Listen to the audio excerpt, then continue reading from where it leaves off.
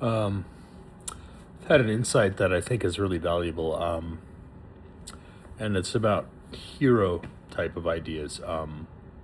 So if you think about stories, mythologies like the labors of Hercules, where he had to do the 12 labors, various things. I kind of differ with Joseph Smith. I don't think it's so much a journey.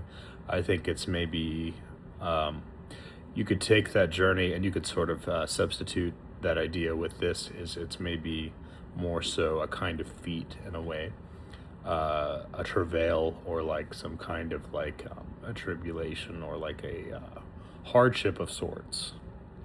So it's something that they overcome in one way or another. And that's almost a reward in itself. So if you think about that in a kind of total idea sense, it sort of supplants the idea of a journey, the end, coming back home, blah, blah, blah, because the reward is already sort of like ingrained in that idea. So my thought is this. It's really interesting, is the idea of an anti-hero. What is that? In my view, if you take the idea of a hero, that they struggle, they are forwarding, they are fighting, they're going to achieve some end, and you brace against that 100%, and you look at it a complete. And the thing about this that seems so beautiful is it's an absolutely straight, it's like a complete, like, straight opposite of that idea. Is like you just like shield against that. And what would that create? I think it's rather interesting because it causes the ideas of that to become reversed almost, where what you essentially get is all of the things that the hero was going to undergo in order to obtain the positive results, the fruits of their labor, so to speak, that they were going to go and get. You are somehow getting to be that hero only in a story sense, as coming through in an allegorical way the other direction of their life, to be able to do those things without doing them. It sounds really weird, but it's like it's totally smart. It's like that's kind of unbelievable. Like you think of like the story of Jesus, how he died on the cross for our sins so that we wouldn't have to die, and he would take in a sense the guilt, and because he's divine, he would by rising and through his divinity, he would cleanse that guilt in some way, if that's even necessary. I mean, I think the act itself is pretty true too. But how we're supposed to just accept that as an after the fact kind of compliment. It's almost like an anti-heroic type of design, of which we are not meant to be a hero. We're meant to look at him as such. I think there's something that has been missed in humanitarian or both, and also humanities type languages and language, where it's just essential. It's just it's not looking at someone else necessarily as being a scapegoat. It's appreciating what they would have done in a fullest sense, and then taking that as a type of what it's a cautionary tale almost, type of view. And that's the whole reason why I look at things in an anti-heroic type of way. I don't label myself as an anti-hero. I'm just saying the way I view the world that way, as a kind of philosophy, it's something I developed on my own, is because you can often you can gain those benefits without needing to take upon yourself those same burdens, because you can see a sort of cautionary aspect, where what's going to be the result of that for just a normal average Joe, there's not much that can come of it. you don't see anything in life that requires you to have that kind of crazy burden on yourself. It doesn't really need to be. It's not like a called for type aspect. So in a way, you could overcome a lot of the hurdles in life just by viewing it that way. And the reason, the one way that I came up with this philosophy is this: is I read this book by Mikhail Lermontov called "The Hero of Our Time," and it's about an anti-hero. He's a famous, it's like a cult classic of Russian literature, but his name is Pechorin, and he's a soldier, and he describes his various sorts of, you would call them adventures, but they're very almost, what's the word for it? He's almost like in a kind of oh, I have the word on the tip of my tongue. Like he's stationed in a town. It's like a relaxing period of where, he's competing with one of his overly earnest fellow soldiers for the affection of this woman, Mary. And he has no interest in her. And he has no interest in defeating his friend. He does it out of a pure, almost like a strange kind of like humor in his own mind, is just like, I'm going to do this even though I have no ill will against him, even though blah, blah, blah.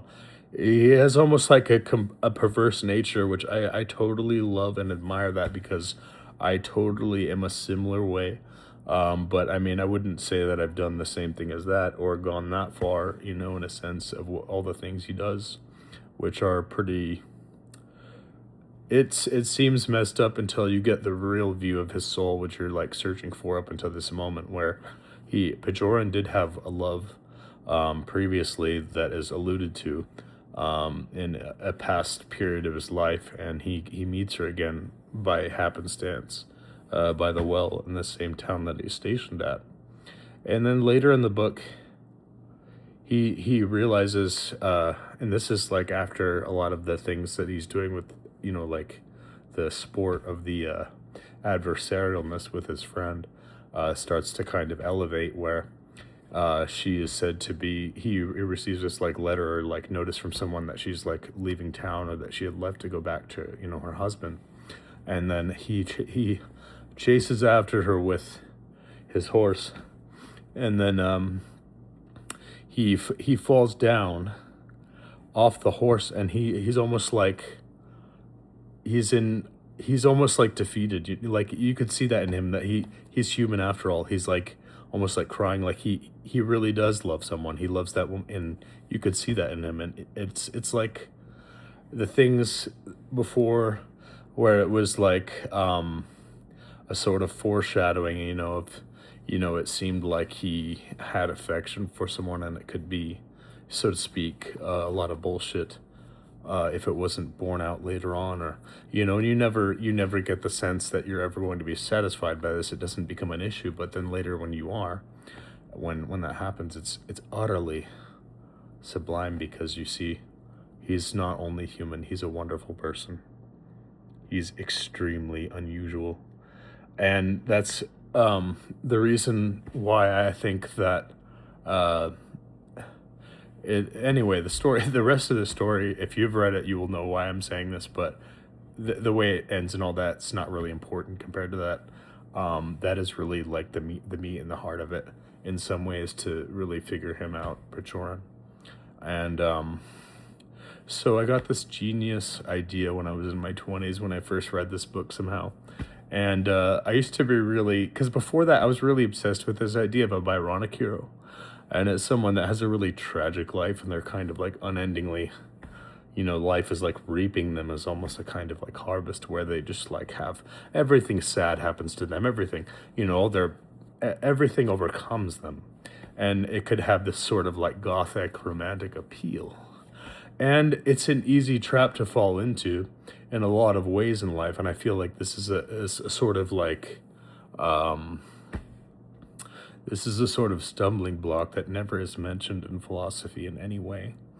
And my philosophy is this one thing: don't be a Byronic hero. And that's my philosophy. And it's based on hero of our time, purely as a sort of as a sort of uh, foundation for that, if you will, a kind of like a cement foundation block for the house of that. That's what I'm saying is don't be a Byronic hero. Look at something in a way that's not contrary. It's in a sense that it would be like, it would be, it is to overcome the self in that way. Is that it's to realize that life not only may be tragic, it may be inherently so, and it may be so deep that there's a sort of level where you bush it in a way. You kind of like, push it down into like a bush, and you just like realize, I'm going to move past this. I'm going to leave it as nothing, but I'm going to move on, and I'm going to live in this sort of higher climate of a sort of a chaotic, almost like an upbringing, a highness of what it's like an abandon almost, is how I would describe it. It's like a state in which you've abandoned your aims, your objectives, your ambitions, and replaced them with a kind of romantic upbringing that comes from a prior period in life.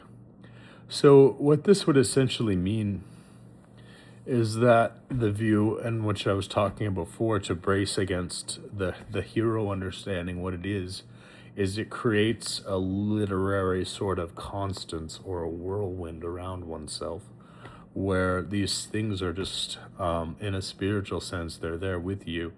It's a very breaking understanding into a new way to live. And if you read the Bible, and in my view, I'm not sure if God exists, I'm not sure if Jesus exists, I'm not sure.